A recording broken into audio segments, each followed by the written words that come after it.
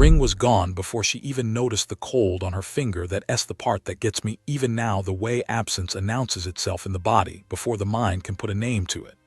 Alina Voss stood at the kitchen sink on a Tuesday morning in October of 1971, water running hot enough to redden her knuckles, and she felt the nakedness on her left hand like a draft from an open window. She didn't scream. Women like Alina didn't scream, they went still the way a deer goes still before it runs, and they took inventory. The ring had been her grandmother's, a small oval garnet set in yellow gold, the kind of piece that wasn't worth much at any pawn counter, but carried the compressed weight of every woman in her bloodline who'd worn it through hard seasons. The setting had been repronged twice. That Alina knew of the gold was worn thin on the underside, where it had rubbed against bone for 60-some years across 3 different hands. It was by any reasonable measure irreplaceable, and Raymond Voss had taken it off the nightstand, while his wife slipped it into the breast pocket of his sport coat, and driven his dented '68 Buick Skylark 18 miles east to a backroom above Dearborn's Hardware on the county line. I could be wrong, but I believe it was a Wednesday he pawned it, or maybe the Tuesday night before. Details like that blur when you hear the story third hand, and then spend 20 years turning it over. What doesn't blur is Harmon Delacroix. Nothing about Harmon ever blurred. He had the kind of face that burned itself into your retinas, big jaw, small eyes, set too close, a mustache he kept waxed into points that gave him the look of a man performing a version of himself for a crowd only he could see. He drove a 1970 Cadillac Eldorado, the color of old honey, and he parked it crooked in front of wherever he was going, like the world owed him 2 spaces.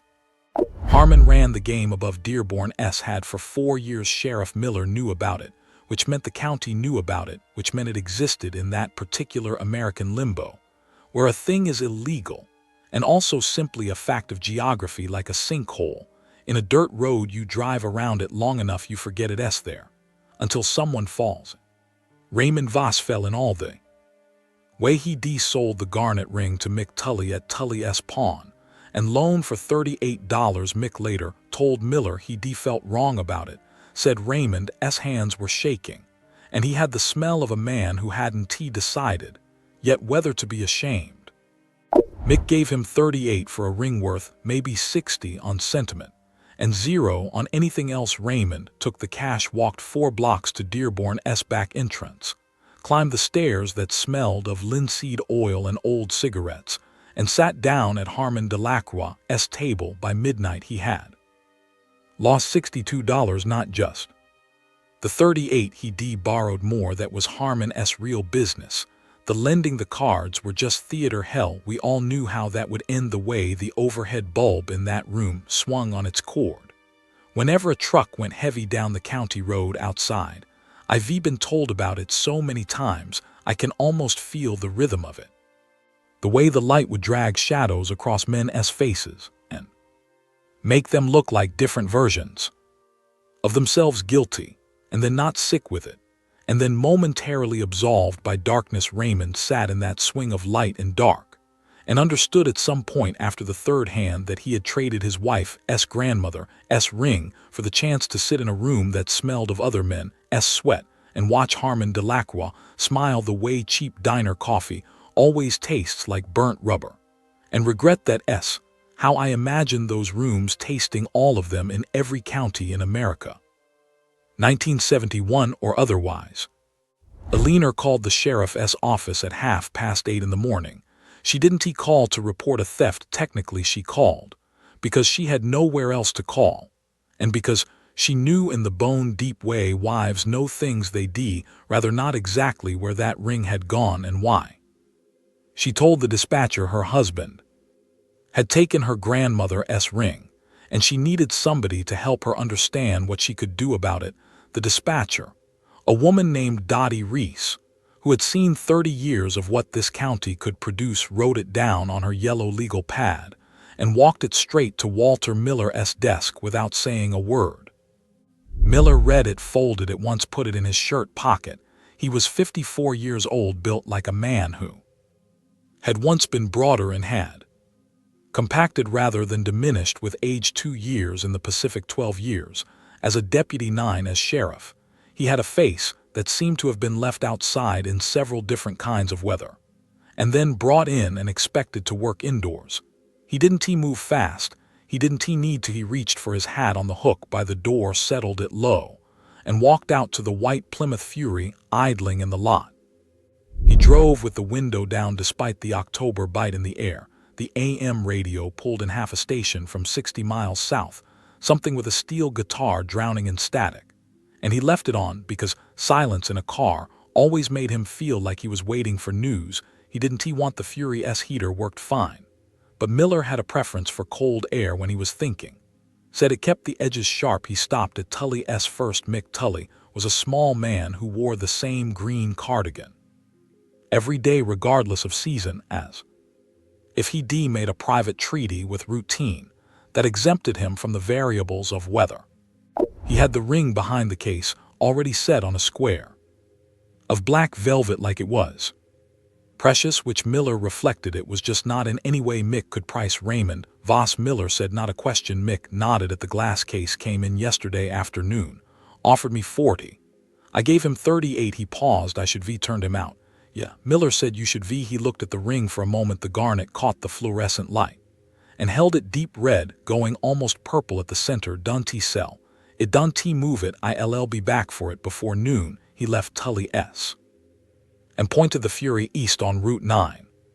If I recall correctly, and I am pulling this from what Danny Reese told me maybe 10 years after the fact, Danny being Dottie S. nephew, who'd been apprenticing at Dearborn S. Hardware at the time, and had ears like a barn cat. Miller didn't go in through the back. He walked in through the front of the hardware store, nodded to old Pete Dearborn behind the counter, and went up the interior stairs that connected to the storeroom, and then to the landing above. He knocked, not a police knock, just a knock. The man who opened the door was one of Harmon S. associates, a thick-necked fellow everyone called Biscuit. For reasons I was never able to determine, Biscuit saw the uniform and went the color of old chalk. Harmon and Miller said, Biscuit, step back. That was the whole conversation. The room above Dearborn S. was smaller than its reputation suggested. 8 men in it would been crowded. There were 4 that morning, Harmon among them, apparently running a late session for men who hadn't gone home yet, or had nowhere to go. The overhead bulb swung gently in the draft from the open door, and for a moment Miller stood in the frame and let the light do its work. The shadows crossing faces, men suddenly looking at their hands, or the middle distance. Harmon Delacroix, didn't he look away? That was his whole strategy, had always been his whole strategy. He met your eyes and held them because he believed that was power, and because up until that Tuesday morning in October of 1971, it had generally worked. Sheriff, he said, his voice was the kind of smooth that takes maintenance. Little early for a social call, little late, more likely. Miller said. He pulled a chair out from the far wall, turned it backwards, and sat down with his forearms resting on the top rail. He didn't reach for anything on his belt. He just looked at Harmon Delacroix with the patient, geologically unhurried expression of a man who had been in worse rooms than this, and had come out the other side still wearing the hat. Raymond. Voss. Miller said something moved behind Harmon's eyes, fast like a fish turning in deep water. Gone before you could name it. Ray had a bad night. He said that the game, that not the game I am talking about. Miller let the silence sit. He was good at silence in the way that men who don't waste words get good at it.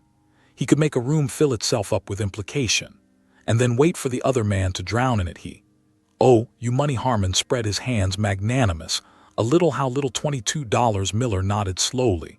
You ray going to forgive that debt right now in front of these gentlemen, and you ray going to say it plain so there's no confusion later. Harmon's jaw tightened, the mustache points didn't move, but everything behind them did now. Walter, I don't think you can walk in here, and I can do all manner of things. Miller said, quiet as a closed door. I can, for instance, spend the next 4 to 6 weeks paying very close and official attention to the operation of a certain room above a hardware store. I can do that with great thoroughness and at considerable inconvenience to everyone who visits it. I can involve the state if the state seems interested. I imagine the state might be. He paused. Or you can say 11 words, and we can all go home. Harmon Delacroix sat with that for a moment. He was a man who had constructed his entire adult life around the principle that his gold Eldorado and his waxed mustache and his willingness to hold eye contact made him untouchable. He was learning in the way men like him always eventually learn late, and it costs. That there is a particular kind of man who is not impressed by performance and cannot be stared down because he has nothing to prove and nothing he particularly wants. He cleared his throat. Raymond Voss doesn't owe me anything, he said. His voice was still smooth. That was the only thing he had left. Miller stood, turned the chair back to where it came from, and replaced it against the wall with care. He looked around the room once at the 4 men who would carry this story out into the county and spread it the way only small county stories spread, which is to say everywhere and permanently. Appreciate your cooperation, Miller said. He drove back to Tully S., paid $60 of his own money for the ring, 40 for the ring, 20 for Mick S. inconvenience and silence, and he held it in his palm for a moment in the front seat of the Fury before wrapping it in his handkerchief and setting it on the dashboard. Raymond Voss was home. By then Alina had not spoken to him. She was in the kitchen again, same position as the morning, though the water wasn't running now. She was just standing with her hands on the edge of the sink looking at the window above it, which looked onto the backyard and the brown October grass and the oak at the property line that had lost half its leaves in last week's wind. Miller knocked. Raymond answered, and whatever he saw in Miller's face made him step back the same way Biscuit had the same instinctive retreat in the presence of a reckoning. Sit down, Ray, Miller said. He didn't sit himself. He stood in the kitchen doorway. Alina had turned from the window, and he placed the folded handkerchief on the kitchen table and opened it. The garnet ring sat in the white cotton like a coal still carrying heat. Alina made a sound that wasn't quite a word. Raymond Voss stared at it and understood in whatever remains of a man's conscience after he's used most of it up what $60 worth of someone else's decency looked like on a kitchen table. Miller looked at Raymond for a long moment, not with anger, with something older and more considered than anger, the kind of assessment a man makes when he's deciding whether what he sees in front of him is salvageable. You'll pay me back the 60, Miller said. $5 a month, Don T. Miss. That was the interest, not imprisonment, not public humiliation. Though the story would travel, and Raymond would feel its weight in every diner and hardware store and church parking lot for the better part of a decade. The interest was this: Raymond Voss would spend the next year handing $5 monthly to a man who had looked at him plainly and found him wanting, and each time he would have to stand in that judgment and remain standing in it without the merciful amnesia of a clean break or a finished sentence. Miller left without taking coffee. Alina walked him to the door, and she didn't thank him in words, just looked at him with her grandmother's ring back on her finger and her hands clasped in front of her. And that was enough. He drove back to the office with the window down, the steel guitar having given up to static somewhere around mile 6.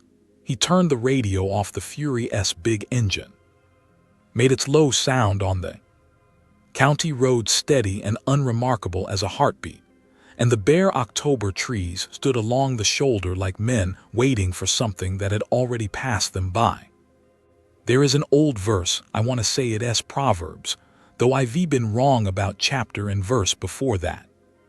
Says a man who wrongs his own house will inherit the wind. Miller wasn't a preacher, wasn't given to quoting scripture in the performance of his duties, but he believed in the architecture of consequence, believed that what a man owed to the people under his roof accumulated interest the same as any other debt, and that eventually someone came to collect it. That day he had been that someone. The sun was still low and thin over the ridge when he pulled into the county lot, the Fury ticking as it cooled the cold air, carrying the smell wood smoke from somewhere down the hill and the distant, almost gone smell of turned earth from fields that had already given up everything they were going to give this year.